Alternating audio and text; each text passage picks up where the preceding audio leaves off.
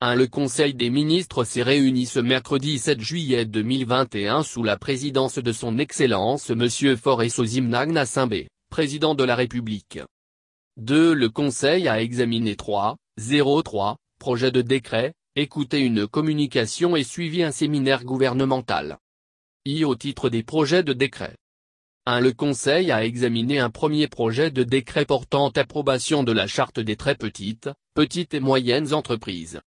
2. L'actualisation de la charte met en place une nouvelle catégorisation qui va permettre aux entreprises togolaises d'être plus compétitives dans un contexte sous-régional et international de plus en plus concurrentiel.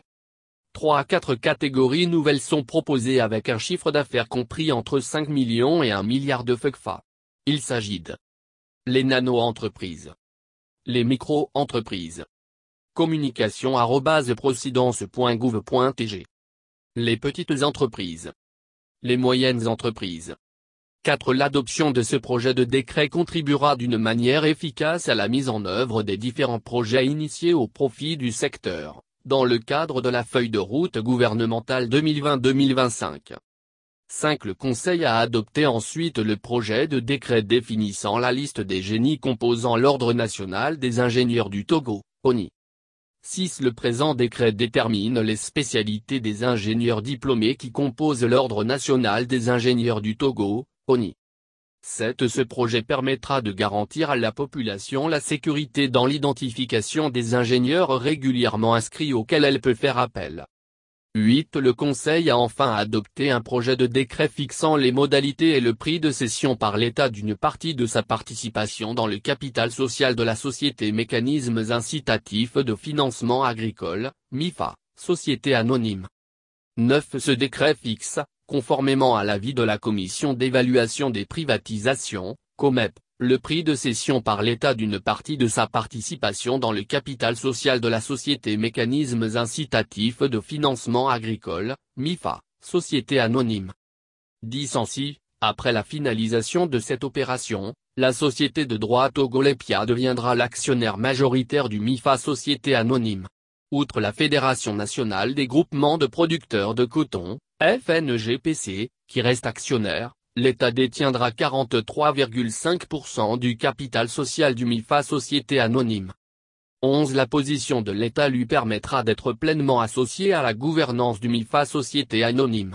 Ainsi, le président du conseil d'administration sera désigné sur proposition de l'État togolais. Au titre des communications.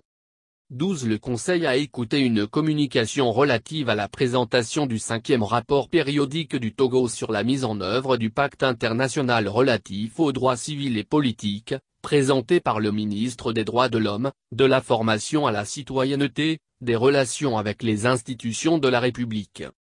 13. Présenté au cours de la 132e session du Comité des droits de l'homme des Nations Unies, ce rapport fait état des progrès réalisés par notre pays en matière des droits civils et politiques, en dépit des défis qu'il reste encore à relever.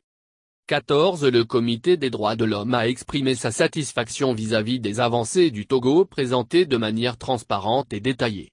Il a également évoqué des préoccupations concernant certains cas spécifiques.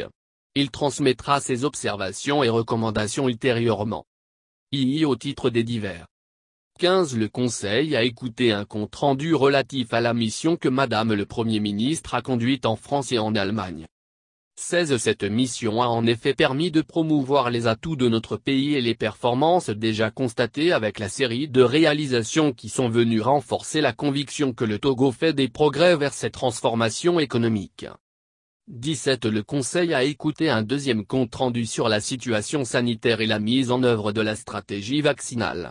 Il a saisi cette opportunité pour appeler à un renforcement du respect des mesures édictées et à une adhésion massive à la vaccination, seul moyen de se protéger contre l'augmentation des cas constatés récemment.